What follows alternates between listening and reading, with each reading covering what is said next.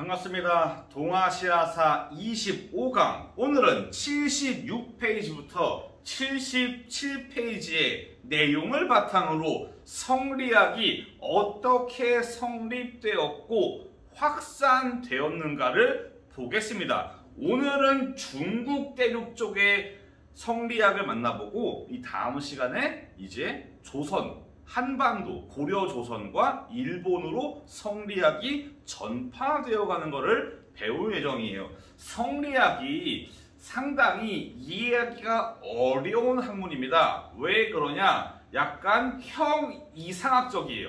이따 나오지만은 형이상학적인 거는 현실에서 약간 좀 더 고차원적으로 올라간 철학적인 물음과 철학적인 탐구, 수행이 이루어지는 것이 바로 형이상학적입니다. 그래서 성리학이 이해하기가 조금 어려운데, 일단 먼저 유교, 유학이 성리학으로 도달하기 전까지 어떠한 흐름으로 진행이 되었는가를 만나볼게요. 한나라 시기에는 일단 유학이 지난번에 예전에 1학기 중간고사 시험 범위에 배웠지만은 한 무제 때 동중서가 건의해서 유교를 통치 이념으로 삼습니다. 그 이후에 유교, 유학이 점점 진흥을 하는데 한나라 시기의 유학은 훈고학입니다. 훈고학은 뭐냐? 언어를 고찰하는 학문이라고 보시면 돼요. 왜 언어를 고찰하냐? 자, 진나라 진시황 때에 분서갱유가 있었어요. 이 분서갱유로 유교의 경전들이 다 작살이 납니다. 존재 자체를 찾기가 어렵게 됐어요. 그 상황에서 이후에 한나라에 도달을 했고, 이제 한나라 시기의 유학자들은 과거에 사라졌던 유교 경전의 흔적들을 찾아서 연구를 해야 돼요. 그 말로 전해지는 유교 경전을 모으기도 하고 이런 일도 있어요. 집을 부셨는데 그 집의 구석에 분서갱유를 피해서 숨겨놨던 유교의 경전이 나오고, 이런 식으로 숨겨졌던 잊혀진 유교의 경전들을 복구하는 작업을 하는 것이 훈고학입니다. 그래서 훈고학이 이 시기에 발달을 합니다. 이어서 위진 남북조 시기에는 유학이 쇠퇴를 해요. 왜 그러냐? 위진 남북조, 5호 16국과 남북조 시대는 혼란하기 이를 데가 없는 혼란의 시대예요.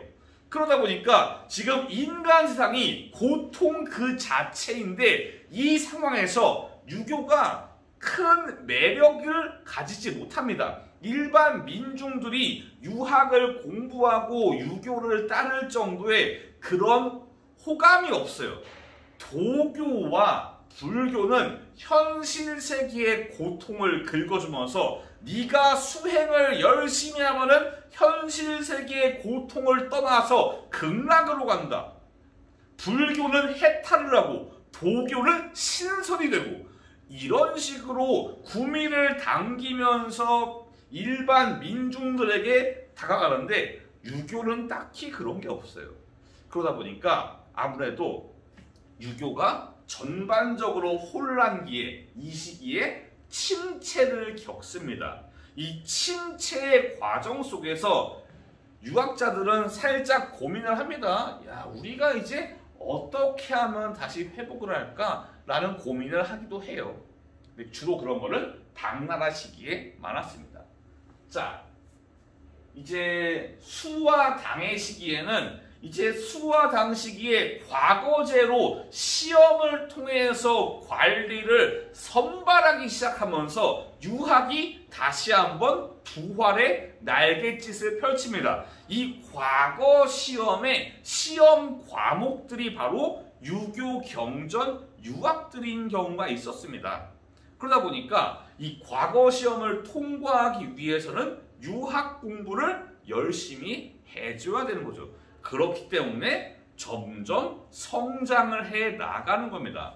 당나라 시기에 공영단이라는 사람이 오경정의를 저술을 하는데 이게 사실상 유교 경전인 오경, 나중에 나옵니다. 시경, 서경, 주역, 춘추, 예기 이래서 5가지 유교의 경전들입니다. 거의 공자가 만들었다고 전해지는 이 유교의 경전들인데 이 오경을 거의 파이널, 최종적으로 정리한 것이 공영단입니다.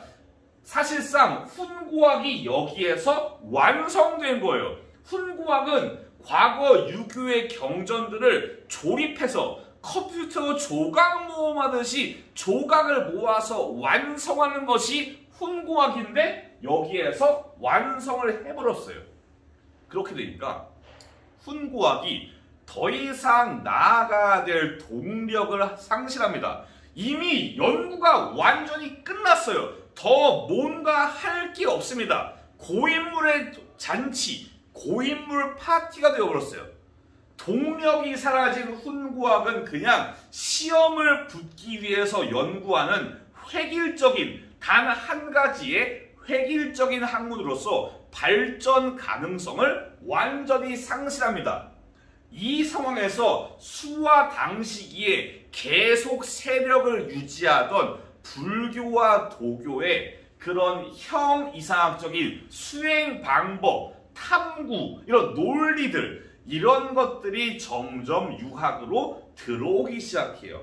자극을 받아서 이제 유학 공부, 유교 연구를 할 때의 형 이상학적 논리가 개입이 되면서 당나라 시기에 성리학으로 가는 발단, 그 계단이 차례차례 쌓이게 되는 겁니다. 그리고 이제 송나라 시기에 성리학이 본격적으로 등장합니다. 왜 송나라 때 성리학이 등장하게 되었나? 그 배경은 첫 번째, 송나라의 지배층, 이 지배층이 사대부입니다. 우리가 뭐 지배층의 흐름을 고3 레벨이 아니니까 각 왕조별로 지배층이 무엇인가는 배우지 않았는데 사대부의 등장 전까지 당시의 지배층은 학자라고 하기에는 부족한 학문 연구를 가지고 있었습니다. 나름대로 공부는 하겠죠. 왜냐하면 뭐 과거 시험도 통과해야 되고 관리가 되려면은 나름대로 문자도 알아야 되고 수행을 하겠죠. 하지만 학자라고 말할 정도의 그런 레벨은 아니었지만은 이제 송나라 시기의 지배층인 사대부들은 달랐습니다. 그들은 철저하게 유교 경전으로 무장한 유교적인 가치관을 충분히 따르고 공부에 앞장서는 학자 관료층입니다. 학자이면서 동시에 관리인 거예요. 지배층들이 유교에 대한 지식 이해도가 매우 높았습니다. 이런 상황 속에서 우리가 지난번에 배웠지만은 송나라 시기는 끊임없는 이민족의 침입이 있었습니다. 거란도 왔고요. 서하랑 아웅다웅하고 금나라한테 북쪽 점령당하고 이런 상황 속에서 이민족이 계속 쳐들어오니까 이 송나라 내부에서 어떤 것이 작동되냐? 자기 합리화. 스스로를 합리화하는 현상이 발생을 해요. 예를 들면 명분. 누가 정의롭고 누가 선이냐? 이런 명분. 누구에게 정당성이 있냐? 이민족들은 정당성이 없다. 송나라가 정당성이 있다. 라고 말하면서 명분론을 당시에 명분론이 성장을 하게 되는 겁니다. 또한 화이론. 한족과 오랑캐로 나누고 제가 이전에 설명드렸어요. 중화사상. 이 두 가지가 연결되어 있습니다. 중화사상을 바탕으로 중국을 지배하는 중화, 이 한족들이 있고 나머지에 오랑캐가 있다. 즉 송나라는 중화고 나머지는 오랑캐에 불과하다. 이런 식으로 구분을 하는 화이론과 중화상이 등장하고 중시되면서 이제 성리학이 시작되는 배경으로 잘 작용을 하게 됩니다. 성리학은 유학에서 아까 말했지만은 불교와 도교의 형이상학적인 이 인간 세계의 현실적인 걸 떠나서 예를 들면 불교, 인간 세상의 혼란함을 극복하고 깨달음을 얻어서 이제 극락으로 가기 위해서 나는 무엇을 해야 되는가? 인간은 왜 고통을 받는가? 막 이런 걸 연구하고 도교 마찬가지입니다. 열심히 수행을 해서 인간 세상의 더러움을 떨치고 신선이 돼야 되는데 어떻게 하면 나는 수행을 거쳐서 신선이 되냐? 아니면 도교는 자연을 많이 다루기 때문에 이 자연 세계는 어떠한 원리로 작동이 되는가? 왜 물은 위에서 아래로 흐르나? 막 이런 식의 그런 탐구들이 이어졌어요. 약간 현실 세계의 작동과는 거리가 멉니다. 뭐 여담이지만은 실제로 그래서 고려시대에 성종 때 최승로는 이런 말을 했어요. 불교는 자기의 몸을 갈고 닦는 거고 유교는 나라를 다스리는 거다 라고 말하면서 불교와 유교의 성격을 규정을 했는데 최승로가 맞는 말을 했어요. 불교로는 나라를 다스리기 힘듭니다. 궁예, 누구인가? 그 있잖아요. 궁예처럼 마탱이가 갈 수 있어요. 유교는 나라를 다스리기에 제법 괜찮은 정치 이념으로 작동합니다. 불교랑 도교는 정치 이념은 아니에요. 그러다 보니까 이제 성리학은 뭔 얘기를 하냐? 자, 성리학의 정의를 말해야 될 것 같아요. 성리학. 일단 성리학은 크게 인간의 심성과 우주의 원리를 다룹니다. 인간은 날 때부터 착한가? 인간이 사악하면은 어떻게 하면 수행을 해가지고 인간은 다시 착한 길로 돌아가는가? 이렇게 인간의 심성.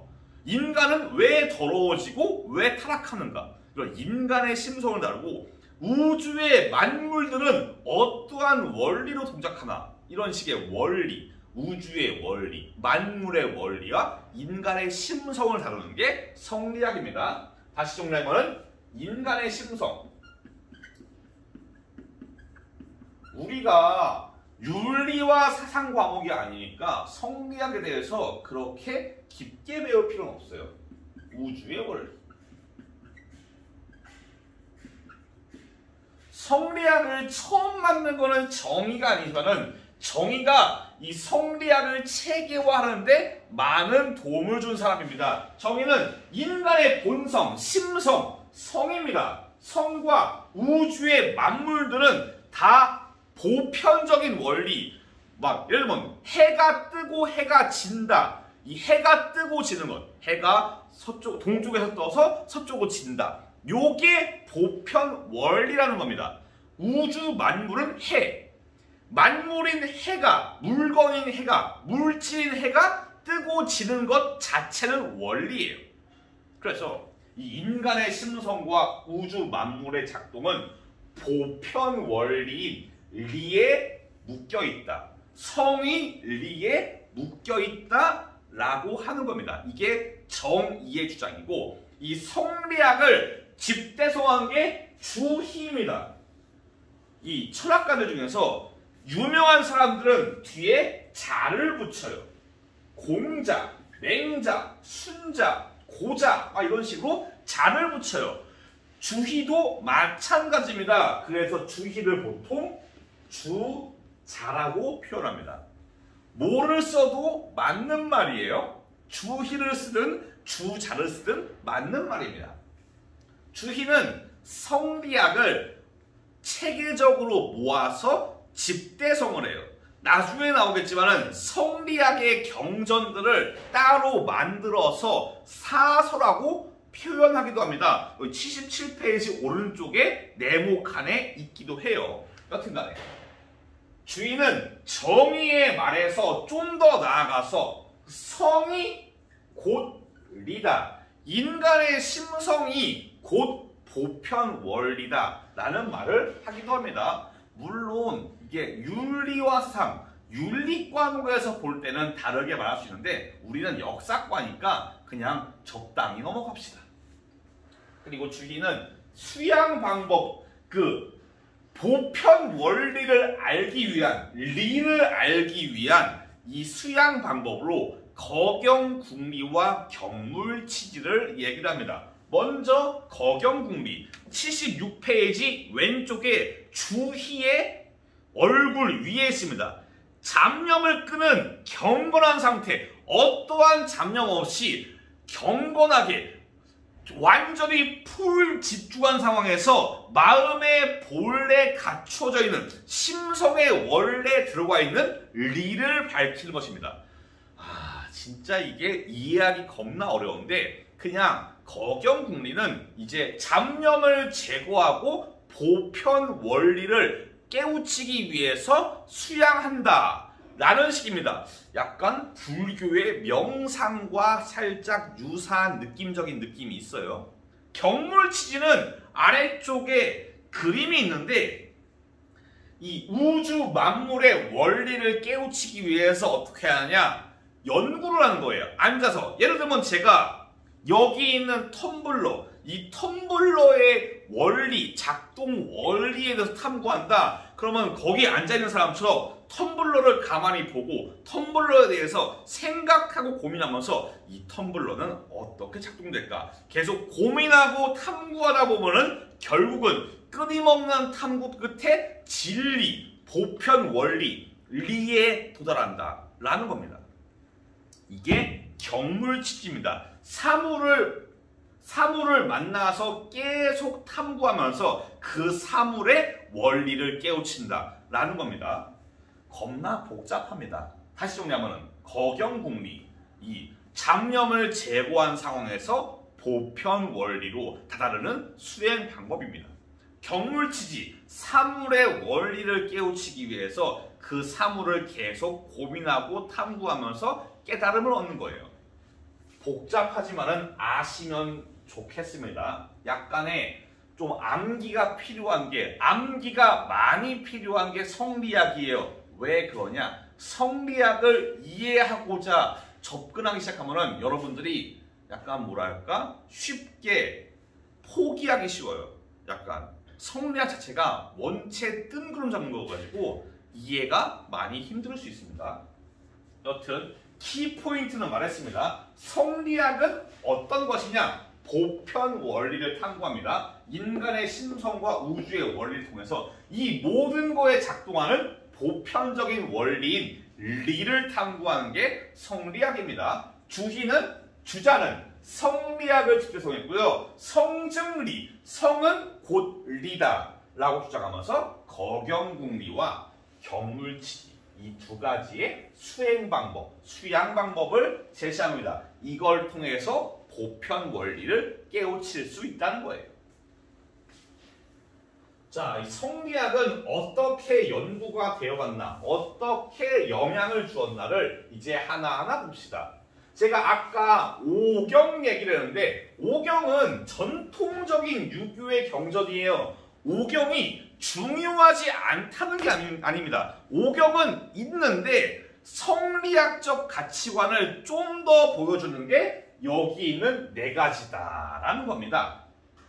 이 대학과 중용은 예기에서 가져온 원래 예기의 하나의 단락 챕터인데 이걸 따로 뜯었고 논어와 맹자와 함께 네 가지의 사서로 주희가 편성을 했어요. 요 네 가지는 이 보편 원리를 탐구할 때 정말 중요한 책이다라고 주희가 정해요. 즉 주희가 성리학의 경전을 정한 것과 마찬가지입니다. 사서는 논어, 맹자, 대학, 중용, 사서를 얘기를 해요.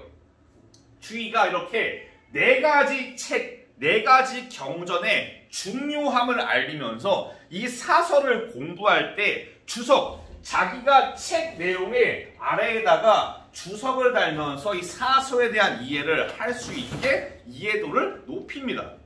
이 사서 집주가 단순히 책이 아니라 이제 절대적인 권위를 가진 책, 거의 교과서나 말 그대로 경전이에요, 경전. 말 그대로 모든 사람이 성리학을 연구할 때 사서집주, 이 주희가 주석을 단 사서집주를 보게끔 됩니다. 그래서 이게 절대적인 권위를 가진 책으로 자리 잡게 됩니다. 여기에 더 나아가서 주희는 자기의 제자를 시켜가지고 소학을 만들게 하는데, 이거는 8살 때 배우는 초등학교용 성리학 입문서예요. 성리학의 이념, 성리학의 개념과 뭐 예법, 그런 것들을 어릴 때부터 배우게 하는 것이 소학입니다. 그 다음 또 주자가래라 그래가지고 일반 가정의 예법, 이게 관, 혼, 상, 제라고 하는데 그런 겁니다. 관, 성인이에요, 성인. 성인식을 하는 게 관례라고 해요. 일반 아동에서 성인으로 인정받는 성인식을 성리학에서는, 유교에서는 관례라고 합니다. 5월달에 아마 성인의 날이 있을 거예요. 우리는 상관없지만. 혼, 결혼입니다. 상, 사람이 아버지, 친척이 죽었을 때, 아버지, 어머니, 가족이 죽었을 때 어떻게 상을 치르냐, 어떻게 장례를 하는가, 장례에 관한 게 상, 그리고 죽은 이후에 제사를 지내는 게 제입니다. 이렇게 이런 일반적인 가정의 예법에 성리학이 들어가면서 주자가래를 통해서 성리학적 예법이 일반 향촌 사회에 전파되게 됩니다. 또한 이 유학자 중에 공자와 맹자가 있어요. 원래 공자가 원탑이에요. 공자가 원체 높은 산이어서 다른 유학자들은 공자한테 명함도 못 내미는데, 맹자가, 성리학이 이제 등장하면서 맹자가 사서의 하나로 취급되고 매우 중요한 인물로, 거의 공자 레벨 바로 아래 레벨, 공자의 0.5 이런 레벨로 취급받습니다. 하나의 성인으로 추앙받아요. 그럼 맹자는 왜 성인으로 추앙받았냐? 일단 맹자가 말한 성선설, 사람은 날 때부터 착하다, 요게 성리학에서 이 인간의 심성을 연구할 때 매우 큰 영향을 끼칩니다. 인간의 성직을 날 때 이미 착하다. 그러면은 인간은 왜 타락하는가? 이런 거를 성리학에서 연구를 하기 시작하는 거예요. 또한 천명사상, 이거는 사실 뭐 주나라 때 있었죠. 사실 약간 있었어요. 주나라도 천명을 중시했고, 이 다음에 나오는 이제 맹자도 천명을 얘기하는데, 천명은 하늘의 뜻이에요. 하늘의 뜻을 받은 것이 천자다.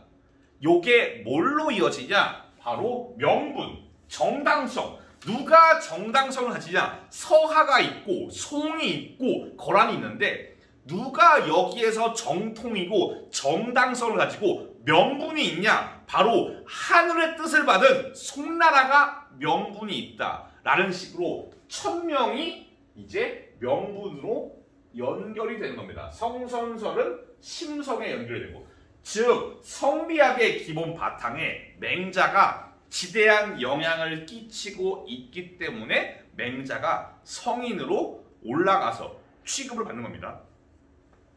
그리고 뭐 나중에도 나오겠지만은 다음 시간에 이 중국뿐만 아니고 이제 한반도와 일본에, 베트남에 성리학이 전파되면서 각 지역에 성리학적 가치관이 퍼져나가고, 이 각 지역에서 인간의 존재, 우주의 원리, 그런 심도 깊은 탐구를 하는데 기여해요. 형이상학적인 거는 현실 세계에 크게 도움이 되지 않지만은, 약간 철학은 취업과는 상관이 없어요. 하지만 그 사람의 사고와 교양, 소양, 마음을 넓게 만들고 깊게 만드는 효과가 있어요. 그래서 옛날에 뭐 중세 시대라던가 그럴 때는 중세 이후 근대 시대에는 철학을 매우 중시했습니다. 뭐 그래요. 여기에서 하나 더, 금이 이 개봉을 점령하고 정강의 변으로 남송으로 쫓겨나고 금이 계속 남송을 몰아붙이면서 이 남송의 한족들이 민족의식이 더욱 강화돼요. 그래서 여기에서 좀 더 심화돼서 명분론과 화이론, 오랑캐를 보는 마인드가 좀 더 가혹해지고 우리는 선택받은, 우리는 하늘의 뜻을 이어받은, 우리는 정통성을 가진 민족이고 국가이다 라는 것이 강조되면서 명분과 화이론이 더욱 강조되는데, 이런 성격이 동아시아에 전파되면서 청나라 후금이 쳐들어올 때, 우리가 다음 주에 배울 텐데, 후금이 쳐들어오는 호란 시기에 맞서 싸우자는 척화론, 후금과 맞서 싸우자는 척화론, 그리고 정확히는 청이죠, 청. 여기에 더해서 호란이 끝난 다음에 우리가 삼전도의 굴욕을 겪고 우리가 그 치욕을 씻자는 북벌론, 이런 말 그대로 청을 정벌하자는 북벌론, 이런 거는 당시에 조선이 명분이 있고 청과 후금, 여진족, 만주족은 오랑캐에 불과하다는 그런 화이론과 명분론에 빠진 겁니다. 좀 어려운 얘기지만은 애초에 중국은 중화예요. 우리 조선은 스스로 뭐라 그러냐? 소중화라고 자기들을 표현합니다. 소중화라고. 우리가 중화만큼은 아니지만 우리가 점오다라는 식으로 스스로를 평가했었어요. 그리고 일본의 존왕양이론, 한참 뒤에 나옵니다. 이제 에도막부가, 나중을 배운 에도막부가, 이게 에도막부가 있을 때 서양 애들이 막 와요. 아직 한국사도 이제 곧 배울 텐데, 서양 오랑캐가 막 서양 미국 애들 와가지고 함포를 쏘면서 에도막부한테 문을 열어라 한 다음에, 그 다음에 이 하급 무사들이 오랑캐를 밀어내고 천왕을 모시자, 이런 식의 존왕양이론을 주장을 해요. 이 존왕양이는 과거에 춘추 시대도 있었습니다. 그 영향을 받은 거예요. 여튼 저거는 존왕양이는 애초에 우리가 아직 배우지 않았기 때문에 다음에 2학기 때 일본의 근대사를 배울 때 제가 언급을 다시 드릴게요. 지금은 그냥 이 성리학의 명분론과 화이론이 이런 식으로 전파가 되었구나, 눈으로만 익혀두시면 좋을 것 같아요. 자, 성리학은 웬만하면 다 키워드가 있어요. 예를 들면 사서, 집주, 키워드입니다. 사서 자체로 키워드가 될 수 있어요. 소학, 주자가리, 맹자에 대한 이야기, 다 키워드입니다. 조금 암기 포인트가 많은 편이에요. 성리학을 이해하기 위해서 드리는 노력보다 성리학의 키워드를 외우기 위한 노력이 좀 더 쉬울 수 있습니다. 넘어갈게요. 이제 마지막 파트입니다. 성리학은 어떻게 중국 내에서 보급이 되었나? 요 두 가지는 조선시대에도 나옵니다. 배웠나 모르겠어요. 아마 배웠을 것 같은데, 서원은 제사와 교육을 같이 하는 약간 혼합되어 있는 사설 교육 기관입니다. 서원은 이 서원 건물 안에 사당이 있고요.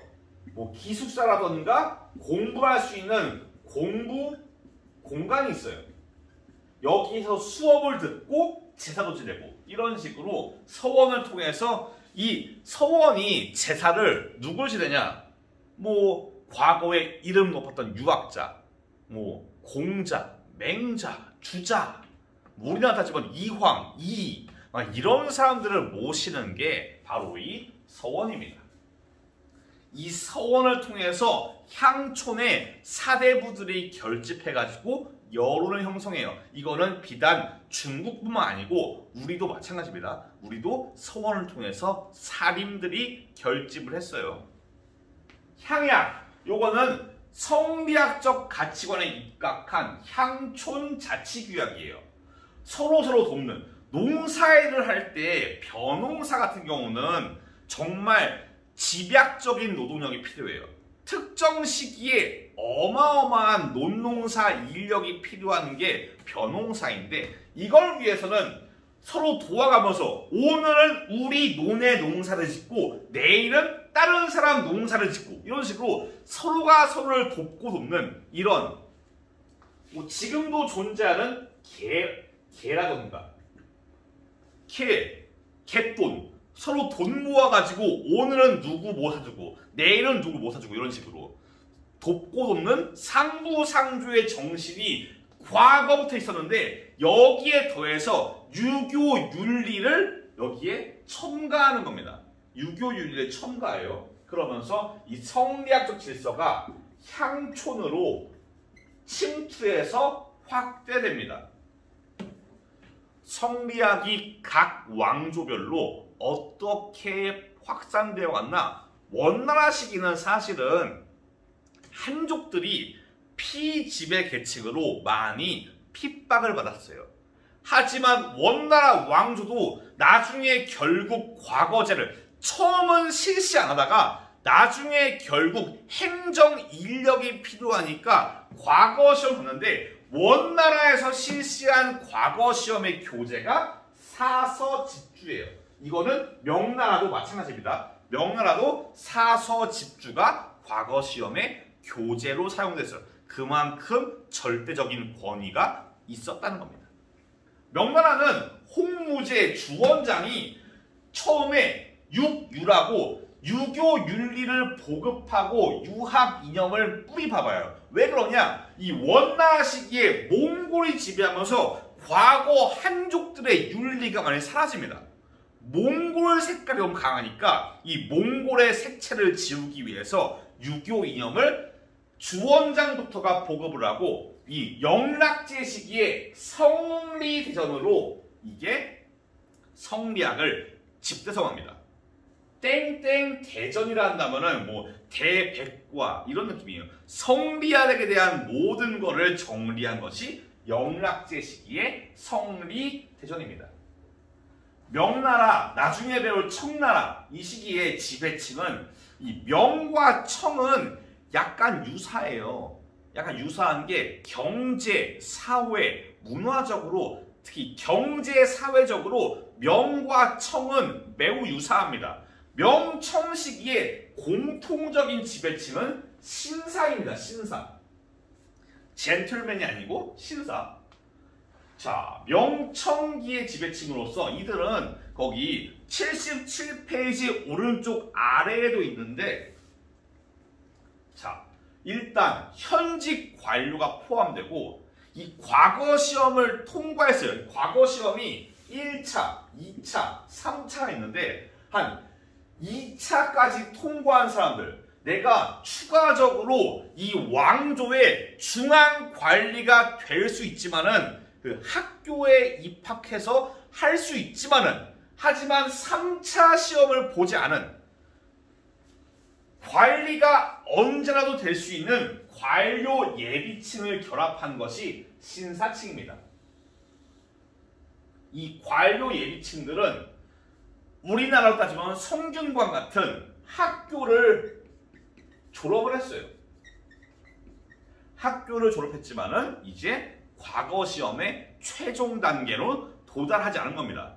이 사람들은 중앙 관리가 아니지만은 이 자체로 그 지역사회에서 떵떵거리면서 이름 높게 살아요. 우리도 마찬가지예요. 조선도 1차, 2차, 3차 시험이 있는데 1차 시험만 통과해도 명성을 얻습니다. 그 지역의 향촌사회 유지로서 향촌사회의 이름을 날리면서 살 수 있어요. 마찬가지예요. 이 신사층도 이 향촌의 여론을 주도하면서 이 향촌사회의 유교 이념이, 성리학 이념이 뿌리 박을 수 있게 도와줍니다. 이들이 향촌을 주도하게 된 겁니다. 이렇게 성리학이 점점 명나라 시기까지 전파되고 확산되고 퍼져가는데, 성리학도 점점 고인물이 돼요. 가장 큰 문제는 역시 시험에 출제된다는 겁니다. 여러분도 그래요. 제가 수업을 할 때 어떤 거는 시험에 나온다 그래. 어떤 거는 시험에 안 나온다 그래. 여러분들은 뭘 공부하냐? 시험에 나오는 것만 공부해요. 성리학을 공부할 때 인간의 심성, 우주의 원리를 탐구하는 게 아니고 요것만 달달 외우는 겁니다. 교과서만 달달 외워서 시험을 보기 위한, 관직에 나가기 위한 학문으로 성리학이 고인물이 됩니다.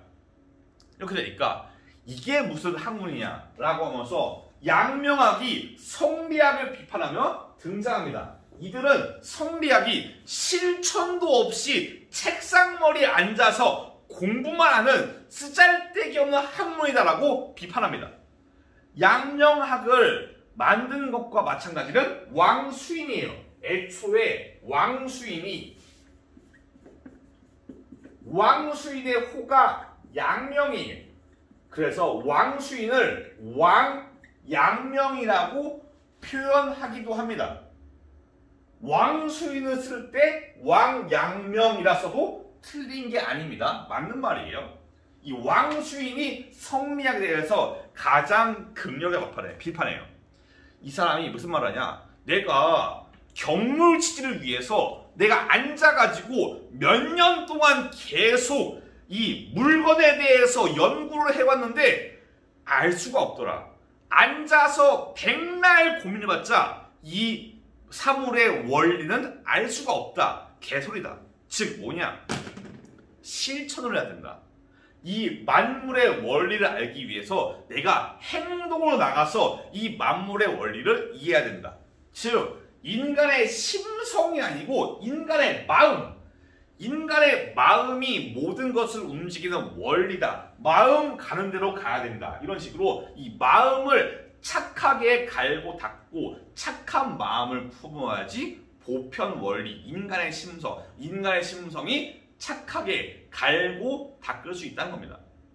어려우니까 그냥 왕양명, 왕수인, 심증리, 인간의 마음을 중시했다고요. 근데 이것도 나중에 맛이 가요. 마음을 원체 중시하니까 야 마음 가는 대로 살자. 내 마음대로 살자. 말 그대로 나 내 마음대로 살래. 나 동아시아에서 공부 안 하고 그냥 놀래, 잘래, 먹을래, 똥 쌀래. 이런 식으로 욕망에 따라서 행동하면서 삐뚤어집니다. 그러면서 양명학도 타락을 하게 됩니다. 이게 양명학이에요. 마찬가지로 키워드가 많습니다. 성리대전, 신사층, 서원과 향이 어떤 것인가? 조선과 연결해서 나중에 제가 다시 한번 사림을 말할 때 언급을 드릴게요. 그리고 양명학은 왜 등장했고 왕수인은 어떤 이야기를 했는가? 다 중요한 키워드니까 잘 알아두시기 바랍니다. 오늘 수업은 여기까지고요. 다음 시간은 이제 78페이지와 79페이지를 바탕으로 이 성리학이 한반도와 일본 열도에 어떻게 전파되었는가를 보겠습니다.